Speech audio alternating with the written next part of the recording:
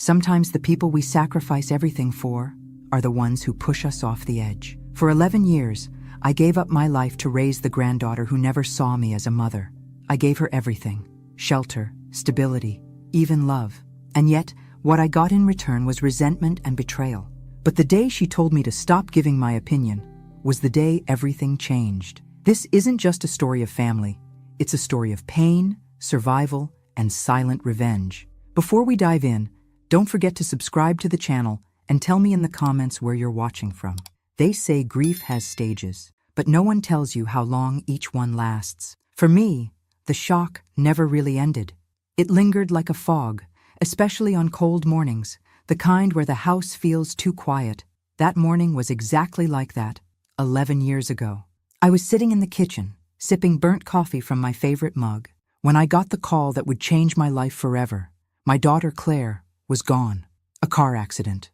One of those pointless tragedies you read about and think, that won't happen to us. But it did. Claire had always been wild, unpredictable, the kind of woman who chased freedom even when she had a child at home. She was 27 and still figuring herself out, but I loved her fiercely. She left behind her daughter, Laura, my granddaughter, just 9 at the time. I remember picking Laura up from school that day. Her small fingers clutched my coat, but her eyes were dry. She didn't cry. She didn't ask why her mother wasn't coming. That silence, it haunted me more than any scream ever could. From that moment on, I became mom again, whether Laura wanted it or not. And truthfully, she didn't. She tolerated me. That's the best word for it. I made her breakfast, packed her lunch, paid for her therapy when the school recommended it. I attended every parent-teacher meeting, every Christmas recital. I tucked her in and listened when she had nightmares. Still, she made sure to remind me, especially during the teenage years, "You're not my mom." Every time she said it, a little piece of me shattered, but I'd smile, tuck those pieces away, and keep going, because that's what mothers, real or not, do. When she turned 16, the rebellion got worse. She started skipping school, lying about where she was going, dating boys far too old. I tried to put boundaries, but every attempt was met with slammed doors and venom in her voice. Still, I stayed. When she got pregnant at 19, I was the one holding her hand at the clinic. The father, some bartender named Chris, vanished the minute she told him. She cried for a week. I didn't say, "I told you so." I just brought her tea, held her when she let me, and told her we'd figure it out. And we did. I became a mother all over again, this time to James. That little boy became my light in a world that had felt so dim. His laugh echoed through the hallways of a house once filled with tension. For a time, I believed maybe, just maybe, Laura would change. She'd find strength in motherhood. I was wrong. While James grew, Laura drifted further. She couldn't keep a job, never lasted more than a few weeks in any role: waitress, receptionist, dog groomer. She had excuses for every failure. Her boss was toxic, the hours were unfair, her back hurt. Meanwhile, I paid the bills. I used what was left of my retirement savings to cover James's private school. I cooked, cleaned, did laundry. When Laura brought strangers home, men who stayed overnight, left beer cans on the porch, or worse, I said nothing. I swallowed my discomfort because rocking the boat would only make the storm worse. But even storms have breaking points. One afternoon, I picked James up from school and found out he had hit another student. It wasn't the first incident. The principal suggested therapy, said he might be reacting to instability at home. My heart dropped. I knew what that meant. That night, I sat Laura down, tried to speak gently. I told her James was showing signs of distress, that something had to change. Her face twisted, like I'd insulted her. "You think you're better than me?" she spat. "You've never even been a real mom. Claire didn't turn out so great, did she?" That one cut deep. Still, I kept calm. I told her we needed to put James first, that I was willing to keep helping. But we needed rules, structure, a plan. That's when she said it. "Stop giving your opinion. You don't get to tell me how to raise my son." For a moment, everything inside me went still. Not because the words surprised me, but because I realized she meant them. I stood up slowly. I didn't shout. I didn't throw a dish or cry. I simply said, "Hey." "Okay," she laughed. "Okay?" I nodded. "I won't say another word about how you raised James, but starting now, I'm done funding your lifestyle. The school tuition is ending. You have 3 months to get a job, find a place, and prepare to support your son." She stared at me like I'd slapped her. I'd never seen her so stunned. "Are you serious?" she scoffed. "Dead serious," I replied, then walked upstairs without another word. That night, I lay in bed staring at the ceiling. I'd just drawn a line I should have drawn years ago. I wasn't angry. I was done. There's a difference. I knew the next 3 months would be hard, but I also knew, for the first time in over a decade, I wasn't going to let myself be a doormat anymore. I just didn't know yet that this decision would set in motion the most devastating betrayal of my life. I expected resistance, but not denial. Not like that. The next morning, Laura acted as if nothing had happened. She poured herself coffee, scrolled on her phone, and barely acknowledged me. I sat across the table in silence, waiting, hoping, for some sign she understood what I'd said the night before. It never came. 3 days passed, then a week. No job applications, no changes. She still slept in until noon, left dirty dishes in the sink, and spent hours on the phone with that new guy, Brandon. I hadn't met him yet, but I'd heard enough. His voice was smooth, a little too polite, like he was performing kindness rather than feeling it. Laura lit up when she spoke to him, and that terrified me. James, meanwhile, seemed more irritable than usual. He'd snap when asked to do homework, rolled his eyes when spoken to. I found a drawing of his shoved under the couch, a crude sketch of a boy, alone in a room crying. I stared at it for a long time. I knew what that kind of isolation felt like. I'd lived it most of my adult life. At the end of the second week, I reminded Laura, gently, that the clock was ticking. "I said I'm working on it," she muttered, without looking up from her phone. "Have you applied anywhere?" I asked. She shot me a look like I'd insulted her. "Why are you always on my back? I told you I'd figure it out." "You only have 10 weeks left, Laura." She stood abruptly. "Jesus, you're such a control freak." I didn't respond. There was no point. Every word I said became ammunition against me. So I started pulling back, not just financially, but emotionally. I canceled the automatic payments to James's school. I stopped paying for Laura's phone bill. I stopped buying her special snacks from the store. Small things, but symbolic. The fallout came quickly. "You canceled my cell?" she shrieked a week later. "Are you serious? I told you. I'm not funding your lifestyle anymore. How do you expect me to find a job without a phone? I'll give you a prepaid, just for interviews. Use the house number otherwise." She stormed off, slamming her door so hard a picture frame fell off the wall. That night, I heard her crying in her room. For a second, my heart softened. I almost went to her. Almost, but I didn't. Because James deserved better. And so did I. Brandon started coming around soon after. He was tall, well-groomed, always wore a button-down shirt, even on weekends. Too polished, too careful. He called me Miss Edith, which felt more like a performance than respect. His eyes were cold, but his smile never faltered. "Pleasure to finally meet you," he said, shaking my hand too firmly. "Laura's told me so much about you." I nodded, watching him closely. Likewise, they whispered in corners when they thought I wasn't listening. James clammed up whenever Brandon was around, his posture shrinking. One night, I heard them arguing in the driveway.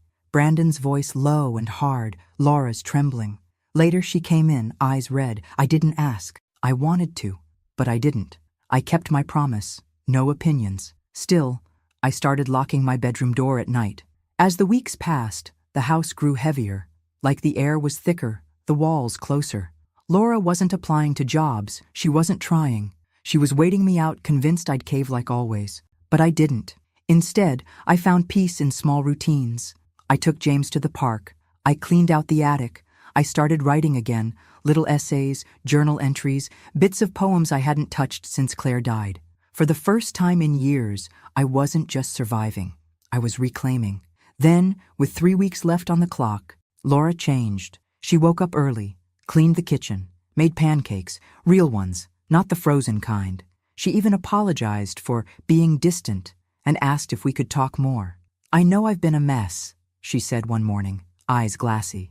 "But I want to fix things. I want to be better. For James. For you." I didn't trust it. Not entirely. But I wanted to. The next day, she sat beside me on the couch and pulled out her phone. "Brandon's cousin owns a little place in Mexico. A bed and breakfast. He said we can go stay there for a few days. Just us. No stress, no pressure. I thought, maybe we could take a trip, clear the air. I blinked, stunned. A trip? Yeah, just us two. Like a reset. I want you to see how serious I am about changing. Everything in me screamed to say no, but there was something in her voice, maybe guilt, maybe desperation, that tugged at my chest. I agreed, hesitantly. I told her I'd think about it. That night, I found her crying quietly in the hallway, thinking I was asleep. It was the first time in years I saw a glimpse of the little girl I once raised, the one who used to sleep with a nightlight and ask me to read her goodnight moon 3 times in a row. And for a moment, I let myself believe we could find our way back. I just didn't know, not yet, that the trip wasn't a reset. It was a setup. The days leading up to the trip were unusually calm. Laura was different.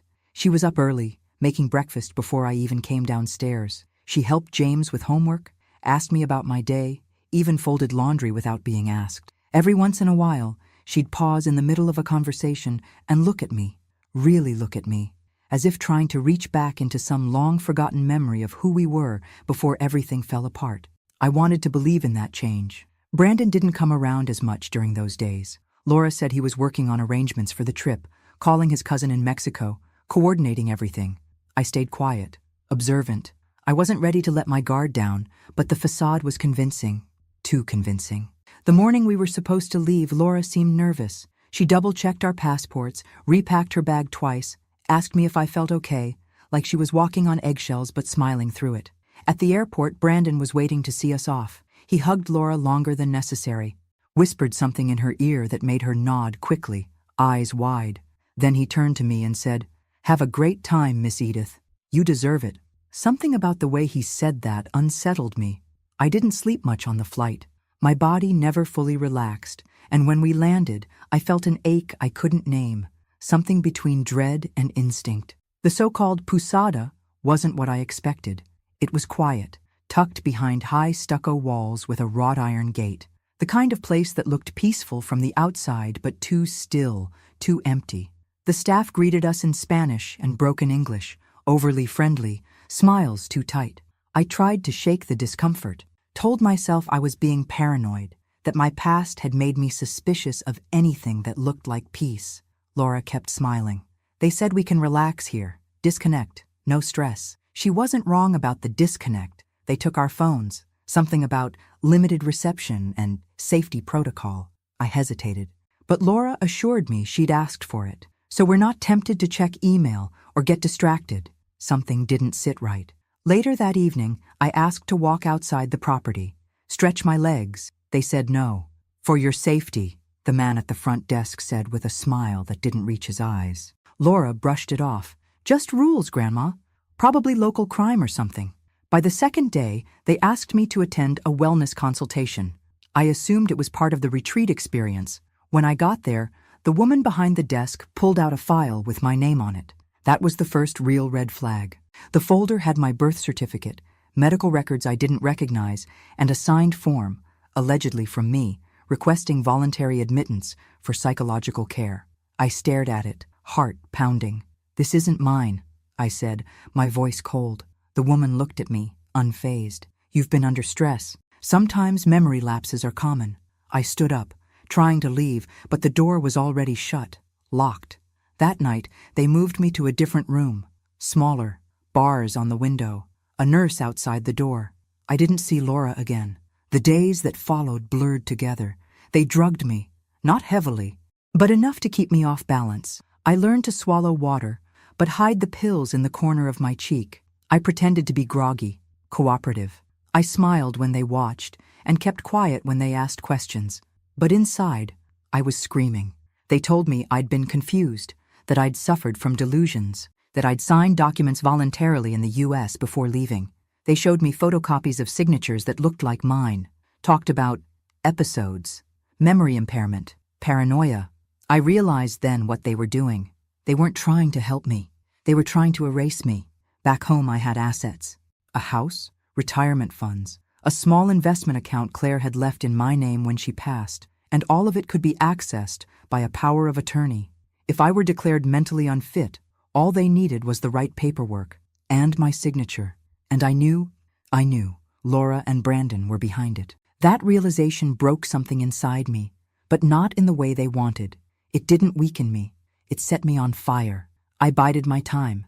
I played their game. For days, maybe weeks, I don't even know. I followed the schedule, attended their group sessions, smiled when spoken to, and then one afternoon, while in the tiny institutional library, I found a lifeline, an old computer, barely functional, but with restricted access to the internet. I asked to write a letter. To journal, I told them. The nurse nodded, not even looking, and that's how I reached out, not to a lawyer or a hotline, but to Donna Yates, a former coworker from my days as a regional manager. She was the one person I knew would take me seriously. I used coded language, referenced an old office joke we used to share, and dropped enough clues for her to understand I was in trouble. It took days, maybe longer, but Donna got the message, and she didn't ignore it. The day the American consulate representative showed up, asking to speak with me in private, I knew my time in hell was almost over. They fought it. Of course they did. The institution tried to delay, fumble paperwork, claim I wasn't lucid enough to leave, but Donna had already sent documentation. The embassy intervened, and slowly, carefully, they extracted me from that place. When I left, I didn't cry. I didn't scream. I just looked out the window of the car and whispered, "You thought I'd disappear." But I wasn't gone. Not yet. And now, I was coming home. Coming home wasn't the relief I thought it would be. When the wheels of the plane hit the tarmac, I expected something like peace, like I'd crossed some finish line and left the nightmare behind me. But that's not how trauma works. You carry it in your spine, your stomach, your breath. It walks beside you like a second shadow.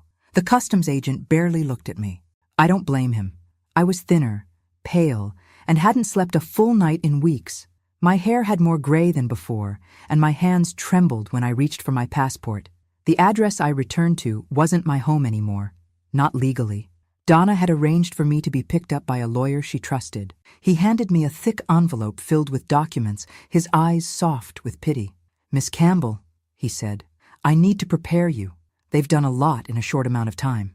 I nodded, even though I wasn't ready. My bank account had been drained. My house, the one I'd raised Claire in, then Laura, then James, had been sold. My car was gone.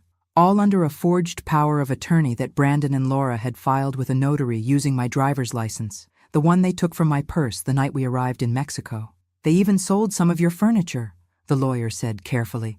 I didn't speak for a long time. I just looked out the window and asked him to take me somewhere quiet. He brought me to a women's shelter downtown. Not because I had nowhere to go, Donna had already offered her guest room, but because I needed the quiet. I needed to be anonymous, and I needed to think. I hadn't allowed myself to feel anger. Not fully. In Mexico, I had focused on survival. Now, in that tiny room with a stained ceiling fan and a cot that creaked when I exhaled, I let it in. I cried for Claire. I cried for James. And then I cried for myself. Not because I was broke, but because everything I had sacrificed, every compromise I'd made, to keep Laura afloat, to protect her from the world, had been used as a weapon against me. I spent 2 days in that shelter before Donna came with new clothes, a laptop, and a burner phone. "It's time to fight," she said. I nodded. The first thing we did was hire a forensic document analyst. Within days, he confirmed what we knew. The signatures on the power of attorney were forgeries. The medical records used to justify my treatment were fabricated. Some pulled from my past, others completely falsified. The notary who witnessed the documents? Under investigation already for other fraudulent activity.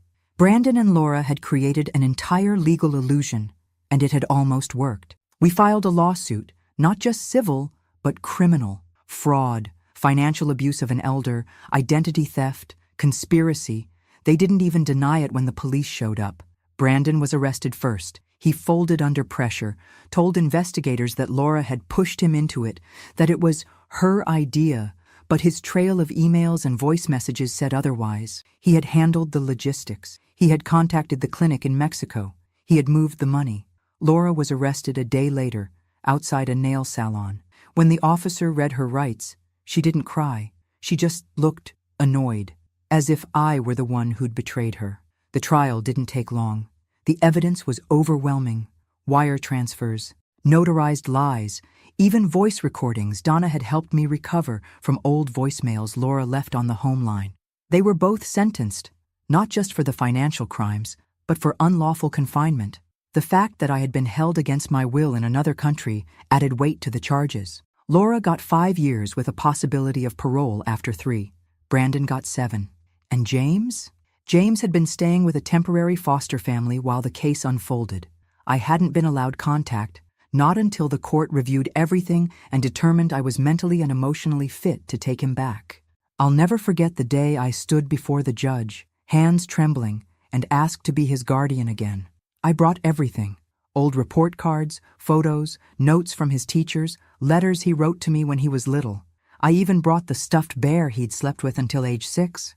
I don't want to replace his mother, I said, but I want to give him something she couldn't: safety, stability, and love that doesn't come with a price. The judge granted me full custody that afternoon, and just like that, I was a mother again.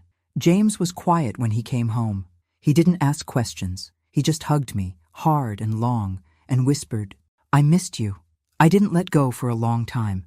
We started fresh, in a smaller house in a different part of town. I bought secondhand furniture, clipped coupons, learned to stretch $1 the way I hadn't done in decades. It didn't matter, because I had him. Every morning, he'd sit across from me at the kitchen table, the same table where Laura once sat, eyes cold, and smile through a mouthful of cereal. And every night, I tucked him in with the same words I'd once whispered to Claire. "I'm here. I've got you. You're safe." But safety, I knew now, didn't come from locks or alarm systems. It came from truth, from choosing peace over fear, from never, ever letting someone convince you that love should cost your dignity. And I was just beginning to reclaim mine. The house we moved into wasn't much to look at, a single-story rental with cracked stucco and a crooked mailbox. But it was ours, or at least it was mine and James's. And after everything we'd been through, that meant everything. There was a lemon tree in the backyard that reminded me of my childhood in California. The first week, James and I picked a few and made lemonade from scratch. It was too sour, but he loved it, said it tasted like sunshine. I remember laughing, really laughing, for the first time in what felt like years. Still, I didn't relax. I was watching everything, every behavior, every reaction. James had been through a trauma too, more than he could understand at his age. One night, I found him standing in the hallway, wide-eyed, holding the blanket he used to sleep with as a toddler. When I asked what was wrong, he whispered, "Is Brandon going to come back?" I dropped to my knees, held him close, and said, "No, he's gone. No one's going to hurt us anymore." He nodded, but didn't say anything. The next day, I enrolled him in a new school, public this time. We couldn't afford private anymore, but I picked a place with kind staff and a good counselor. I met with his teacher personally, explained that he might need extra support. She nodded and placed a hand on my arm. "You're doing an amazing thing," she said. I wanted to believe that. I really did. But there were days I looked in the mirror and saw only failure. A woman who couldn't save her daughter, who'd raised a granddaughter that betrayed her, who had to rebuild her life from dust and memory. I journaled every night, something I picked up while locked in that place in Mexico.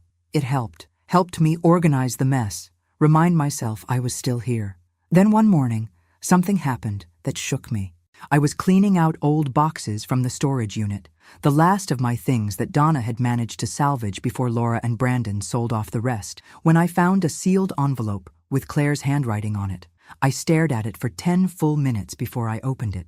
The paper was yellowed, creased in 4 neat folds. I recognized the floral stationery. It had come from a set I gave her for her 21st birthday.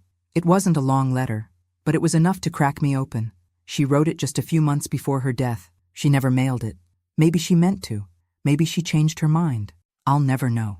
In it, she confessed that Laura wasn't planned, something I already knew, but the truth was harder. She had considered giving Laura up, said she'd felt overwhelmed, alone, unsure of what kind of mother she could be.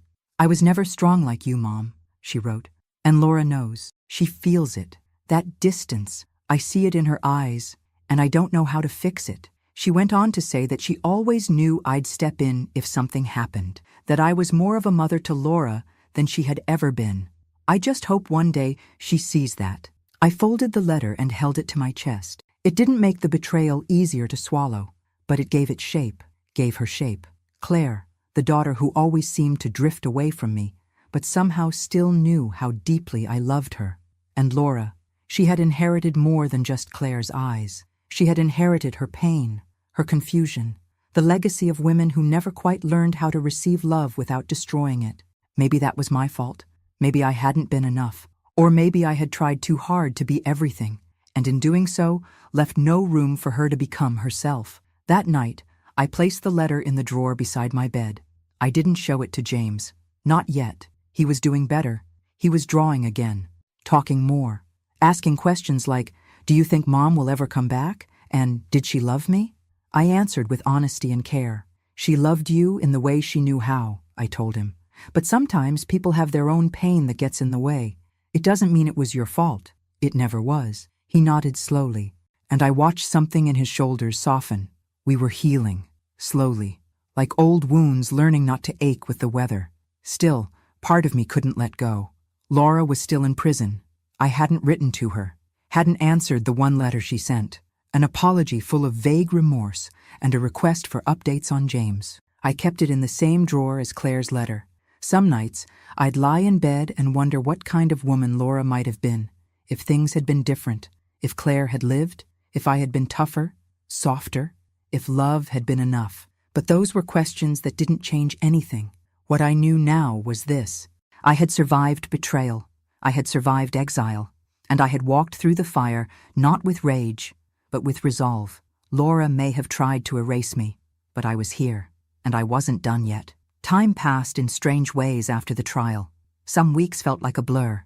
School lunches, therapy sessions, grocery lists. Others stretched on endlessly, especially when the silence in the house reminded me of all the things we'd lost. James adjusted faster than I expected. Children are resilient in ways adults rarely are. He started making friends, laughing more. His teachers sent home notes praising his progress. But I still caught him staring out the window sometimes, lips pressed tight, as if trying to remember something without words. He didn't ask much about Laura after that first wave of questions. He accepted that it was just the two of us now. I, on the other hand, couldn't help but think about her every day. She was in prison, and I couldn't decide if that thought brought me comfort or shame. There were moments, brief, unsettling moments, when I'd open the drawer where I kept Claire's letter and Laura's, and I'd just sit there, staring at both, wondering how everything had spiraled so far, how 3 generations of women in my family had failed each other in such specific, painful ways. Then one afternoon, the phone rang. It was a collect call from the correctional facility in Phoenix. I froze. James was upstairs. I stared at the receiver until the operator repeated, "Will you accept the charges?" I said yes. Laura's voice cracked as soon as she said, "Grandma?" I didn't answer right away. I could hear the echo of her breath, could almost picture her, in a sterile room, hand gripping the plastic phone. "I know I'm the last person you want to hear from," she said, "but please, I just wanted to know how James is." I stayed silent. "I think about him every day," she continued. "I know I don't deserve anything, but I needed to call, just to say I'm sorry." There it was again, that same remorse from her letter. Careful, measured. It didn't feel rehearsed, but it didn't feel whole either. "You didn't just hurt me, Laura," I said quietly. "You tried to erase me." "I know," she whispered. "I was desperate. I was stupid."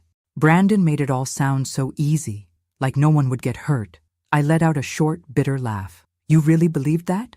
"No," she admitted. "But I wanted to." The line went silent for a moment. "I didn't know how to be a mother," she said. "I barely knew how to be a person, and I hated that you were better at it than me." There it was, the truth I'd waited so long to hear. Not a justification, just pain. "I'm not calling to ask for forgiveness," she said. "I just wanted to hear your voice, that's all."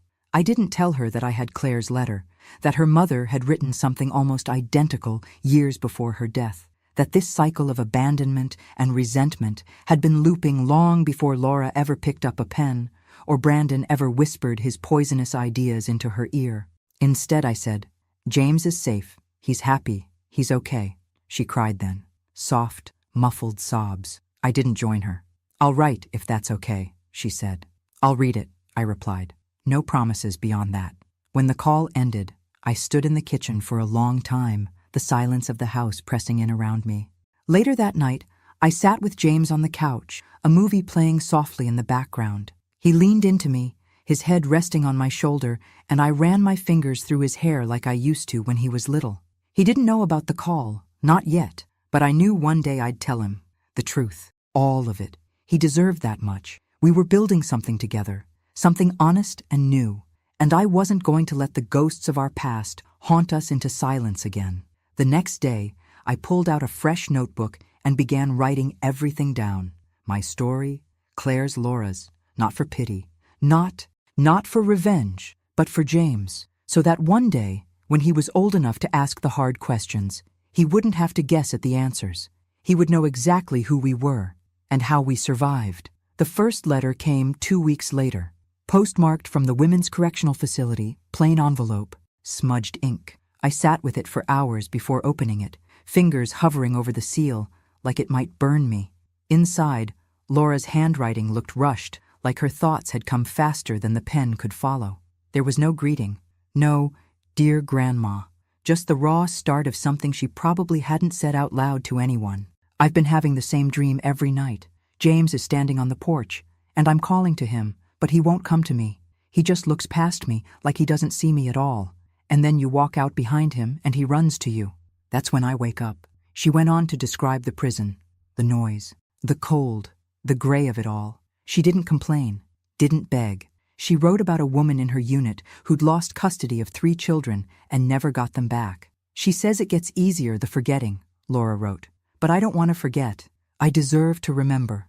At the end, she asked me to tell James that she loved him. Just that. I folded the letter and placed it back in the drawer with the others. James and I were baking cookies that night. He wanted to surprise his teacher for her birthday. He cracked the eggs like a pro and dusted flour on my nose when I wasn't looking. "Grandma," he asked, licking dough from his finger, "do you think Mom's okay?" I paused, watching him. "I think she's trying to be," I said, "and sometimes that's all we can do." He nodded and went back to decorating. I didn't know how much to tell him. What was too much? What was not enough? He was 12 now, sharp, intuitive. I could see the wheels turning in his head when certain things were left unsaid. So I didn't lie, but I didn't give him everything either. Not yet. That weekend, I brought out an old box from the attic, one of the few things that survived Laura's purge of my belongings. Inside were photos from Claire's childhood, her college years, the baby shower I'd thrown when Laura was born.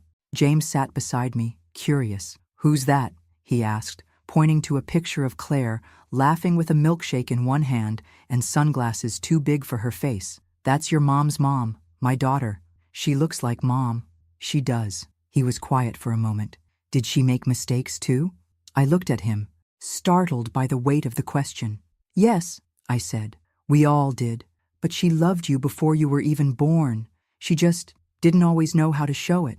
He nodded slowly, then reached into the box again. "What's this?" he asked, holding up a small stuffed animal, a lion with one button eye. "That," I said, smiling, "was your mom's favorite toy when she was your age. She called him Mr. Brave." He held it gently, like it might fall apart in his hands. That night, he asked if he could keep it in his room. I said yes. The next few months passed without much change. Laura wrote every couple of weeks, sometimes pages, sometimes just a single line, always thoughtful, never asking for anything. I didn't write back, not yet, but I read every word. I was still angry, still hurt, but slowly, something inside me was softening, not forgetting, never that, but bending in a way that let me breathe again. Then, one spring afternoon, I received a letter not from Laura, but from her caseworker. She'd been accepted into a re-entry program for early release. With good behavior, counseling, and completion of her vocational training, she'd be eligible for parole in 6 months. I sat with that news like it was a stone in my lap. Could I face her again? Could James? Would she walk through the door and expect forgiveness? A family dinner? Her son? The idea sent a chill through me. I spent the evening pacing, called Donna, who said exactly what I needed to hear. "You don't owe her anything," she said. "But maybe, just maybe, there's something bigger at work here, something generational that needs to end." She was right. I pulled out my journal that night and wrote a single sentence at the top of the page. "I am the last woman in this line who will carry this pain." And then I started writing the hardest letter of my life, to Laura, not for reconciliation, not for peace, but to set the terms, the boundaries, and maybe, just maybe, the beginning of something new. I didn't sleep the night I mailed the letter. It wasn't long, just 3 pages, handwritten. The first was truth, my truth, not sugar-coated.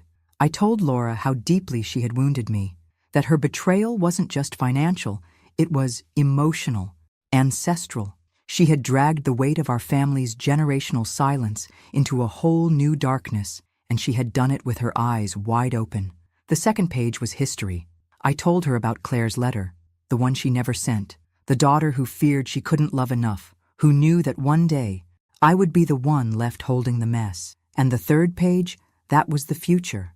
I told her James was doing well, that he was growing into a young man with a soft heart and sharp eyes. I told her he was asking questions and that I was answering them, honestly, gently, with care. I told her that I wasn't promising forgiveness. That I hadn't forgotten, but I was willing to talk, if, and only if, she understood that this time it would be on my terms. 2 weeks passed, then 3, then one Tuesday morning, while James was at school and I was folding laundry, the phone rang. It was her caseworker. "She received your letter," the woman said. She cried. She started attending trauma-focused therapy sessions in the facility. She's working through it. I swallowed hard. Has she asked to see me? No. She said she doesn't want to push. She's waiting for you. That stopped me cold. Because for the first time in years, Laura wasn't demanding anything. She wasn't manipulating or pleading. She was waiting. And that was new. Over the next months, we exchanged letters, carefully, cautiously. There were no declarations of love, no sudden breakthroughs, but there was honesty. There were memories, sometimes shared, sometimes corrected, sometimes mourned. She told me about her cellmate, a woman who taught her how to knit. She told me she'd started volunteering in the prison library, helping women write resumes. She said she had read Claire's letter 10 times and kept it tucked in her Bible. I told her about James's art project, the one where he painted a family tree and asked if he should include her. I told her I said yes, because no matter what she'd done, she was still his mother. And then, one day, the call came. "Edith," the caseworker said, "Laura's been granted early release." I felt the air leave my lungs. She's eligible for the re-entry program in 6 weeks. She'll live in transitional housing, have a job placement and weekly counseling. It's structured, supervised. I nodded, even though the woman couldn't see me. "I'm not ready to see her," I said. "That's okay. I need time." "That's okay, too." James noticed my quiet that night. We were sitting on the porch, him with a book, me with a blanket over my legs, the spring air still holding a chill. "Is it Mom?" he asked. I looked at him, surprised. He shrugged. "You get that face when you think about her." I smiled sadly. "She's getting out soon." He didn't react right away. "Will I see her?" "That's up to you." He was quiet for a long time.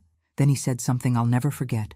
I want to know if she's sorry, like really sorry, not just sorry I got caught." I nodded. "That's fair." He looked up at me. "Will you protect me if she's not?" My throat tightened. "Always." 6 weeks passed. I didn't go to pick her up. The re-entry center handled that. She didn't ask me to come. We'd agreed, slowly, silently, to move forward one conversation at a time. The first time we saw each other again wasn't some dramatic reunion. It was a supervised visit at a neutral office. She walked in wearing plain jeans, a gray sweater, her hair longer, darker than before. Her eyes, those sharp, restless eyes, were quieter now. She didn't try to hug me. She just sat down across from me and said, "Thank you for giving me this chance." I looked at her, this grown woman who had once been a screaming teenager, then a distant mother, then a stranger, and I said, "I didn't do it for you." She nodded. "I know. You did it for James." And for the first time, I believed she meant it. We met twice more over the next month, talked about boundaries, about expectations, about time. She didn't push, she didn't beg. Then she asked if James would be willing to see her. I told her I'd ask. When I brought it up to him, he sat with it for a few days. He didn't rush, and when he finally said yes, I could tell it was something he'd decided on his own. I set the meeting at the same neutral location. Laura arrived early. She looked nervous. James walked in, shoulders tense, hands fidgeting in his pockets. She stood when she saw him, but didn't move. "Hi," she said. her voice cracking. "Hi," he replied, his face unreadable. "I'm sorry," she whispered. He nodded. Then he pulled something from his backpack, a drawing he'd made. It was a tree, just like the one from his school project. But this time it had roots, deep, tangled, messy roots, and 3 figures standing at the base. A boy, a woman, and another woman, a little apart, but still there. James pointed. "That's you," he said. "Not perfect, but still part of it." Laura cried, and I didn't stop her. Because healing, I realized, doesn't come all at once. It comes like a soft knock at a locked door. And this time, we were ready to open it. Just a crack. After that first meeting, things moved slowly, and that was exactly how I wanted it. Laura stayed in the transitional housing program. She worked part-time at a community bookstore and attended her required therapy sessions. She didn't ask to see James again right away. She didn't try to come over. She didn't even send gifts. And for the first time in her life, she respected boundaries. Every now and then, she'd write a short letter to James, never more than a few lines. She never used the word mommy. She signed them simply as Laura. She told him about the books she was reading, the new skills she was learning, how proud she was of his art. James read every one of them, sometimes aloud, sometimes silently. He'd fold them neatly and keep them in a small tin box under his bed. One afternoon, he came home from school holding a clay sculpture he'd made, a rough, abstract piece that looked like a broken bowl. "It's supposed to represent forgiveness," he said, "like how something cracked can still be useful." I stared at the shape, at the fragile lines through the clay. He had glued it back together himself, golden paint tracing the scars. I felt my throat tighten. That boy, my boy, had more wisdom in him than most grown men I'd met in my life. We didn't talk much about Laura after that. Not in detail. He didn't ask, and I didn't offer. I think we both knew that some things were better handled in pieces, not all at once. But a few months later, just before his 13th birthday, he asked a question that caught me off guard. "Can we invite her? Just for cake?" I didn't answer right away. My instinct was to say no, to protect him, to protect me. But I looked into his eyes, wide, steady, and I knew this wasn't about her. It was about him. He needed this, so I said yes. I called Laura myself, told her the invitation was limited. 1 hour, just the 3 of us, at our house. No surprises, no gifts, no speeches. She agreed without hesitation. She arrived early, standing at the edge of the driveway, holding nothing but a small notebook in her hand. She looked smaller than I remembered, or maybe I had just grown stronger. James opened the door for her. He didn't hug her, but he smiled, and that was enough. We sat around the kitchen table eating boxed cake with too much frosting. James told her about school, about the soccer team he wanted to try out for. She listened like it was the most important conversation in the world. When the hour was up, she stood and thanked me. Not just for the cake, not just for the visit, for everything. I nodded, not ready to say more than that. She turned to James and handed him the notebook. "This is for when you're ready," she said. "It's not a journal, just stories, memories I wrote down."